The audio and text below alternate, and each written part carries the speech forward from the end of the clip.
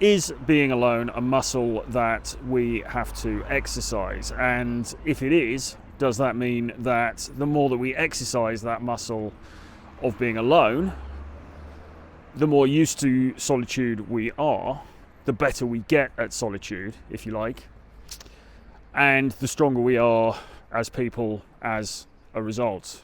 That is the question for today. So here in Berlin, it's early evening. I am walking through the city. I'm going to meet a friend for dinner, and I thought I would muse on this particular subject for a little while as I walk. But I'm also taking a route that I'm not entirely familiar with, so I may have to check my map as we go. But anyway, as you can see, the streets are pretty quiet. It's kind of early spring, or spring, I suppose. It was kind of quite cold here before, but it's cheering up a little bit. Yeah, it's good. It's good. Good to be out and about in the city in Berlin.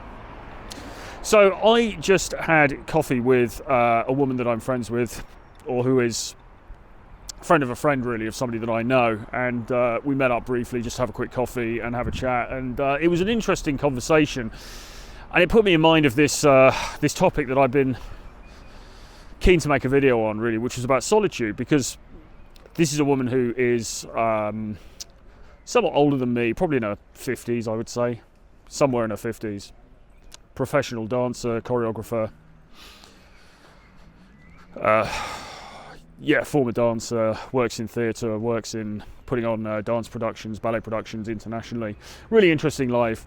And she was sharing with me, because I was talking a little bit about what I do and some of my relationships and things that have happened recently in the last year or so.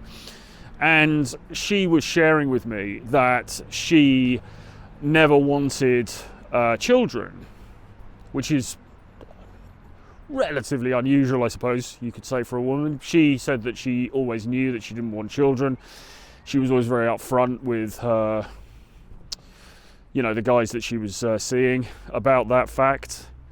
And she values her freedom. She values her independence. And she said she's never regretted that decision that she made. She's always loved to travel, to be able to work, to live life on her own terms.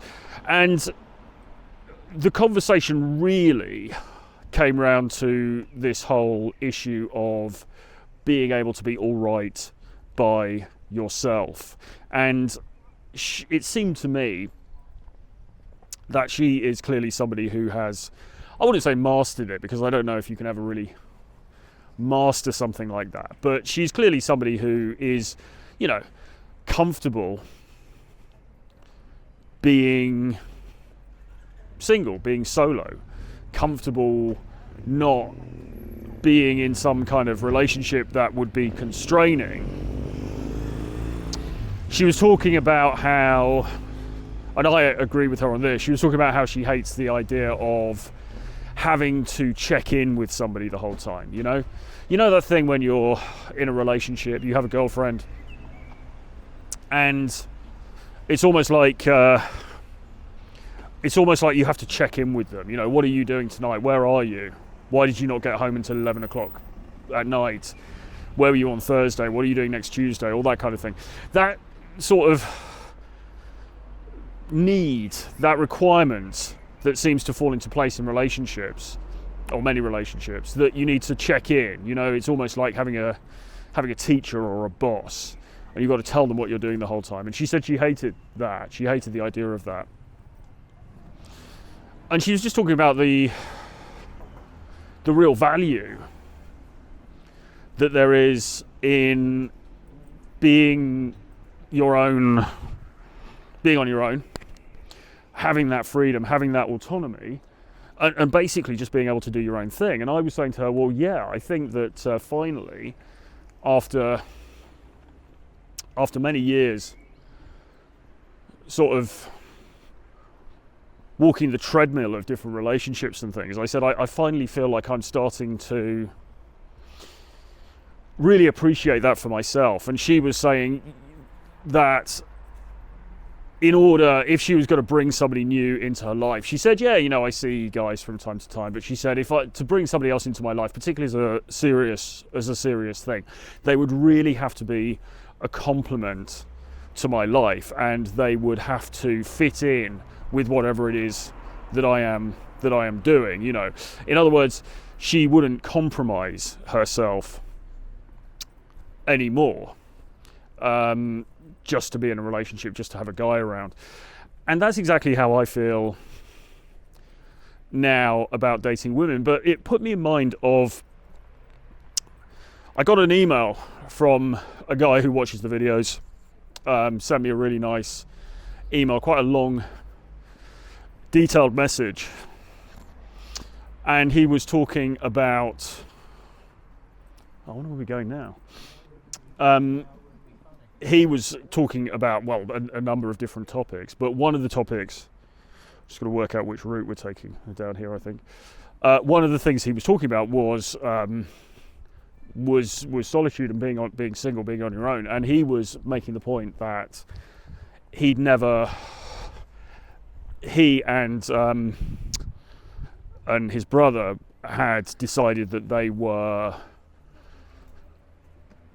people who wanted to remain single. They didn't want to have children, they didn't want to get married, and they were going to pursue their own careers, their own interests, and their own artistic vision. And he said something that really resonated with me, and it was that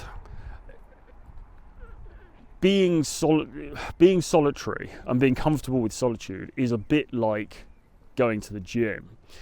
You have to keep putting in the reps, and the more that you exercise the muscle, the easier it gets, and the more comfortable you are with it, with being single, with being solo. And it really struck me, and I thought, is that true? My gut tells me that it is.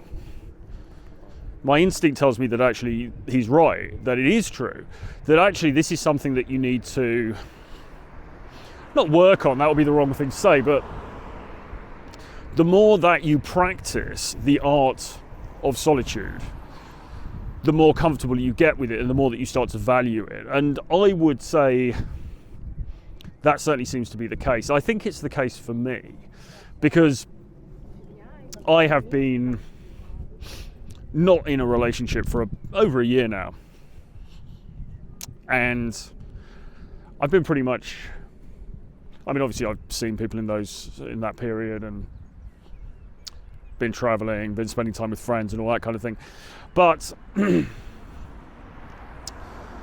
I've started to really value the freedom that comes with being autonomous, with being on my own, not always alone, I'm not saying go and lock yourself up in a darkened room, but having the choice of what I'm going to do, who I'm going to spend my time with.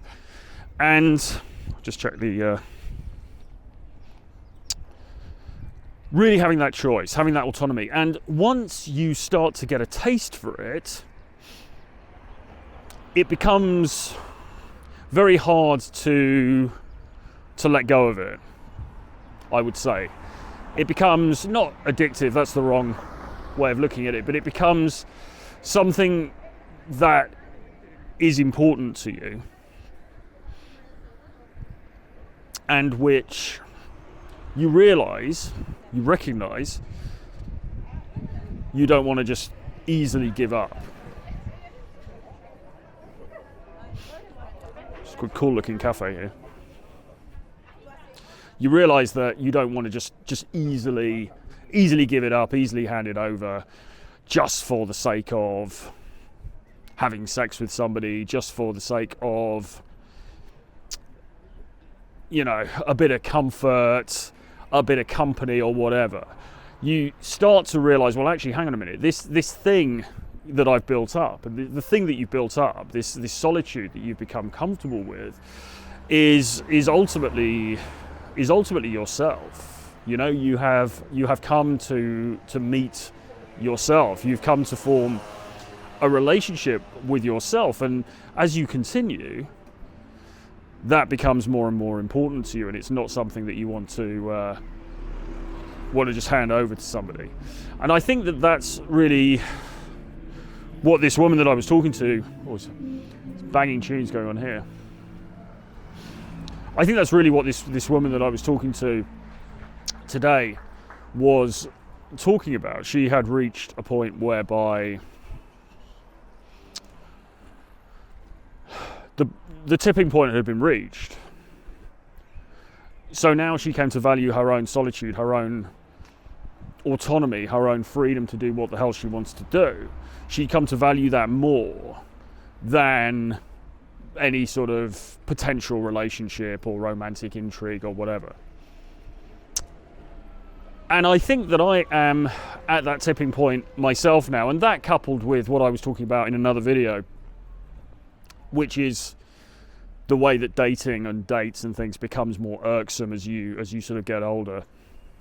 I think in hand with that, I've started to become a lot more protective of my own energetic space. That is the energy, the force field of energy around me. I've started to become much more protective of that. And I've started to become a lot more wary about just letting people in willy-nilly, because throughout a lot of my life, really, I've just let anybody really into that energetic space. I mean, obviously not anybody.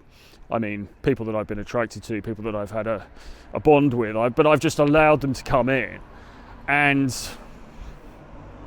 set up shop and sort of pretty much not do what they like, but there hasn't been a lot of border control, let's put it that way. And I feel like now, because I've started to build this relationship with myself, and because I've started to see the value in it, I've started to experience the value in it, I'm now loath to give it up easily.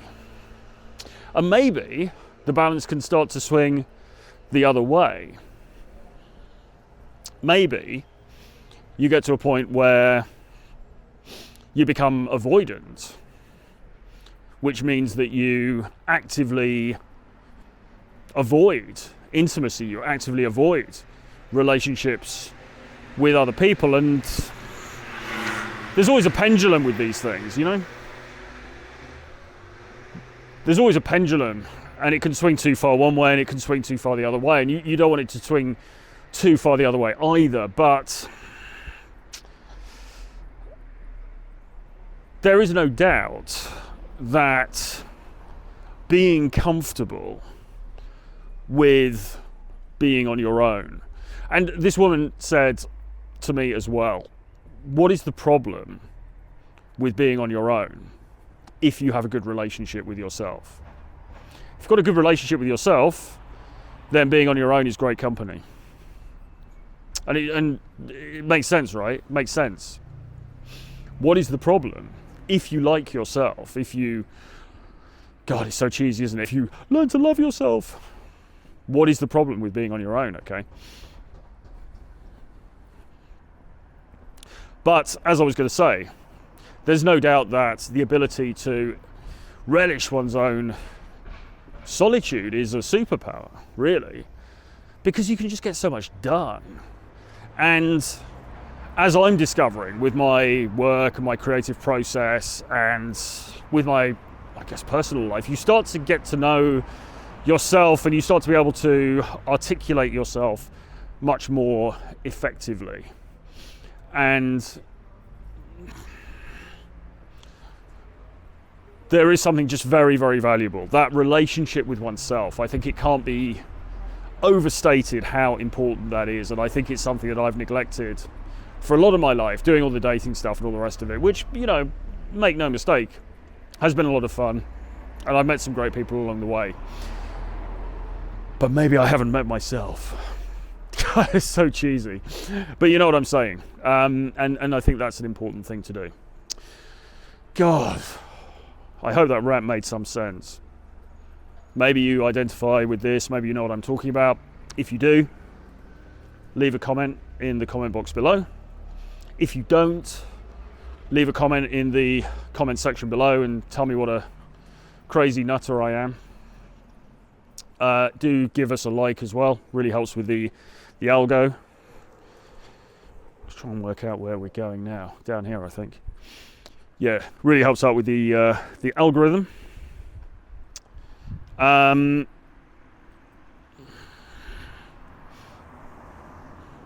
Yeah, give me a like, and if you like my content and you want to support the channel, grab my collection of 11 books about dating, the dating marketplace, the dating game, all that good stuff. It's called Renegade Dating Blueprint. There's a link below. And do feel free to leave me any comments or suggestions on topics that you'd like me to cover in these videos. And I'll see you guys again very soon. Bye-bye.